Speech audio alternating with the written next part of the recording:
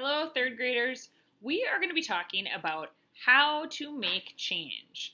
You may be wondering exactly when you hand a $5 bill to the cashier at the store how they know how to make change. And that's because they've been building up all the really good skills of adding and subtracting that you have been working on over these last couple of weeks. So, our math focus today, you can see on the screen, it says I can make change up to $1 in several different ways.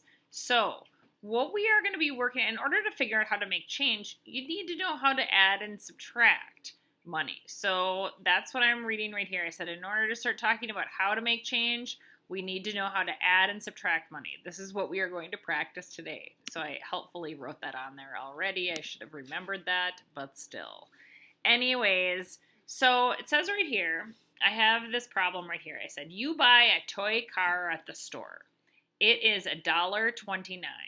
You give the cashier a $5 bill. Whoop, it's not at, it's a $5 bill. How much change will you get back? Now look at this problem again and read it to yourself. It really is a subtraction problem because you have to imagine that you're giving somebody you hand somebody to pay for something, a $5 bill.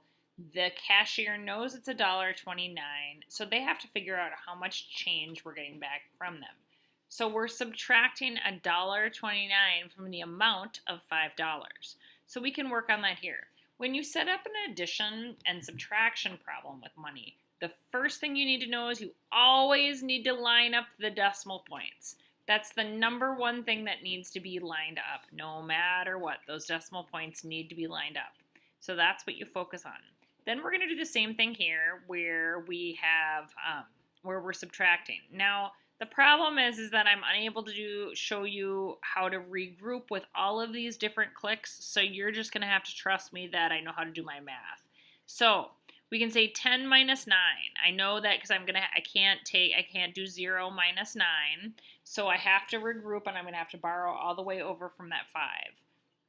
So this 0 is going to turn into a 10. So 10 minus 9 is actually, I'm having so many problems here. 10 minus 9 is actually, what is 10 minus 9, Olivia? 10 minus 9 is 1. My daughter's helping me out there. It's not quite neat.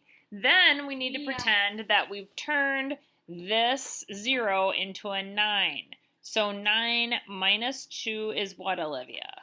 9 minus 2? 8. Close. 9 minus 2 is what? 9, 7? 8, 7. Very good. We're having a little trouble right here. Maybe we'll see how we do there. So we have, then what I do is I bring that decimal point straight on down. You can't tell because of my clicking here, but I'm trying my best.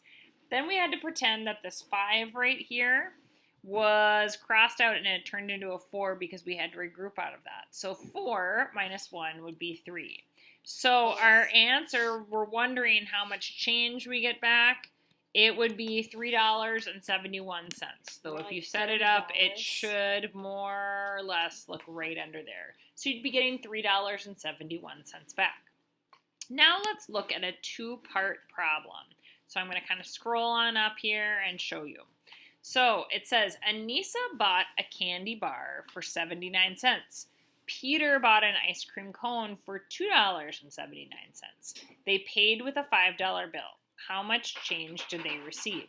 So the idea is that we are going to also be doing these more complicated two-step addition and subtraction problems with money, so it's good to be able to do this.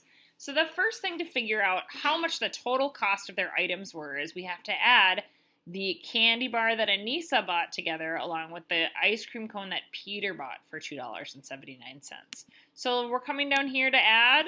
I'm going to put it right down here. Whoops. Of course, we're having a little snafus here. Snafu-orama. So 9 plus 9 I know is 18. In fact, I'm going to go right here is 18. So I have to carry the 1. So 7 plus 7 is 14. Plus 1 is 15 right there. Then I have to carry that, make sure to remember carry that 1 over there. So 1 I'd put on the top plus 2 gives me 3. So I have $3.58 here. And I'm thinking to myself, oh, so I'm done with my problem. Well, no, I'm not, because it says they paid with a $5 bill. How much change did they receive? So that means all I did was figure out how much Anissa's candy bar and Peter's ice cream cone cost together. And I realized that cost $3.58. That's not the amount of change they were going to receive. So I realize I have to pretend I'm the cashier here, and I have to figure out, after knowing that their items together are $3.58, and they handed me a $5 bill, how much change am I going to give them back? And so in order to do that, I need to subtract. So I'm going to move over here after taking it off the underline. Right here, I'm going to move over here, and I'm going to say under the $5 bill, I'm going to put, if I can do it, 58. I'm going to put $3.58 because I need to subtract that money.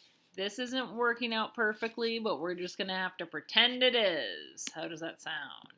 Like a lot of things. Okay, so now we have our problem here, and we're doing our subtraction. So we can't do 0 subtract 8. So once again, we're going to have to pretend we're borrowing, because I can't show you all these clicks as we go along. So we have to imagine it's 10 minus 8. So 10 minus 8 is 2. Then we have to imagine that this 0 had turned into a 9 because we regrouped from there. So 9 minus 5 is 4.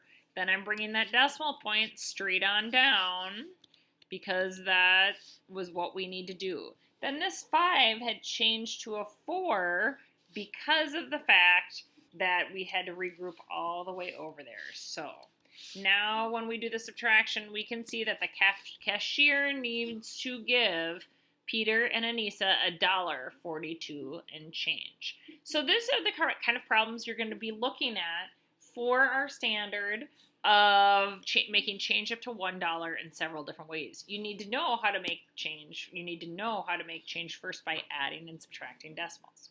So that's what we're going to be working on today. Have a great day, third graders.